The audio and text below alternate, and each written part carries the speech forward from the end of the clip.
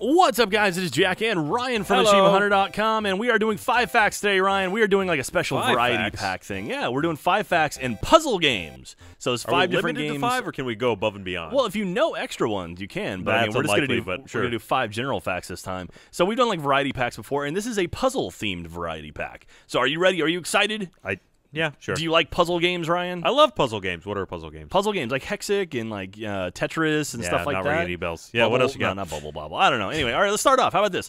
Number 1, Hexacore HD. Although Hexacore HD is available for download nowadays, at first it was only made available for download by calling Microsoft Service Center and requesting it. Now you can't get rid of that thing. Isn't it just installed by default on every machine? That was the game when you accidentally left your discs at home and took your Xbox to a friend's house. That was the game you'd play. That and Geometry Wars. Well, I got Hexacore, so there you go.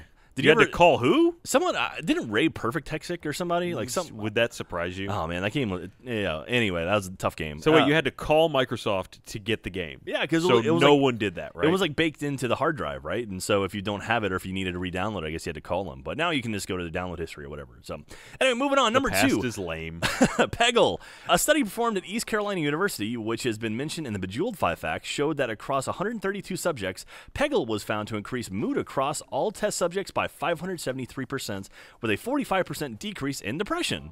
Is there that you mood go. rage? I guess I've so. seen Jeff playing it, and I don't think that that's a happy place he goes to when he's in Peggle mode. Well, it's increased mood, so it doesn't say if it's good mood or bad mood. I don't think I need some moods heightened. I think I'm okay with my current mood levels for many things. All right, moving on. Number 3, Tetris. In 1993, a Russian cosmonaut took his copy of Tetris and his Game Boy to the Mir space station. This is widely believed to be one of the first games to be played in space. Probably about all the computing hardware at the time could handle, I would imagine. Yeah, that Game Boy probably had more like advanced electronics than anything on that station. But hey, there you go.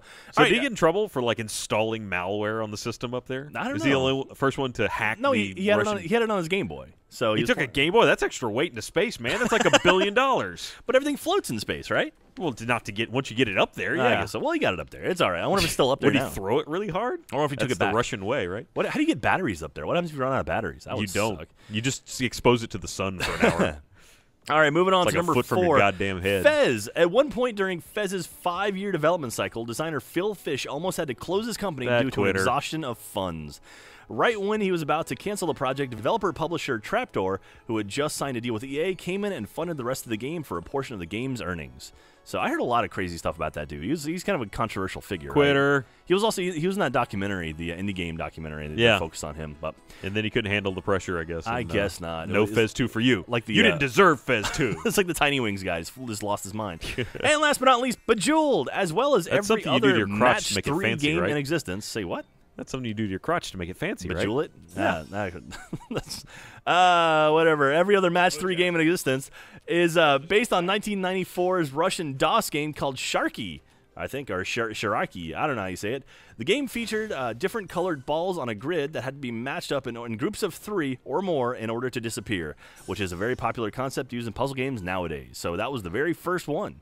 Was it though? I bet there was like a real board game version of it. I don't know. Well, there you go. Just had to pick them up manually. It was like for serfs. Just think, without that game, there would be no Candy Crush. Well, there probably still would be a Candy Crush, but it'd be some other thing. Then it would just look a lot more like Tetris. Well, there you go. That's some facts and some puzzle games. We made it through, Ryan. Good job. Yay! All right, see you next time. Facts.